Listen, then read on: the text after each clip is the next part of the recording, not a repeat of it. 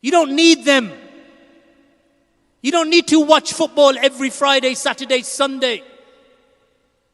You don't need them. You don't need their entertainment.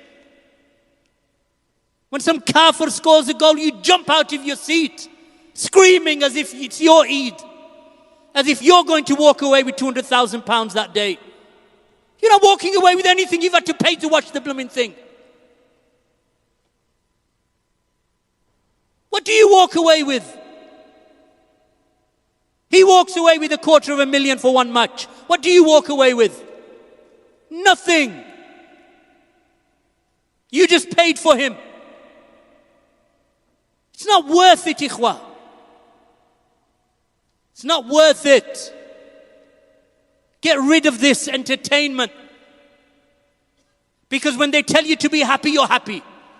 When they tell you to be afraid, you're afraid. When they tell you to keep away from your mother and your cousin and your neighbor and your brother and your sister and your son and your mother, you keep away because they put fear in you. This is how they work. This is all about controlling and indoctrination. When they tell you come from an ape, you say, yeah, I came from an ape. I didn't come from an ape. Maybe you did. When they tell you this is how the world works, you believe them. Why? Because it took them because they've indoctrinated you into believing them. It only takes, if you get used to this 30-second, 1 minute indoctrination, all the news comes to you in a minute. So you read it for a minute, it's over. So you become afraid in a minute. You become happy in a minute. You jump off your seat in a minute and cheer in a minute. Because all of it is about controlling you, and it takes a minute. That's all it is. They'll tell you, phone on your neighbor. If he does something wrong, phone. Because he's had a visitor to his house. All of a sudden you become spies for them as well. Ikhwah, be disagreeable. Be disagreeable. Question. Learn your deen. Study the sunnah. Become individuals who think for themselves.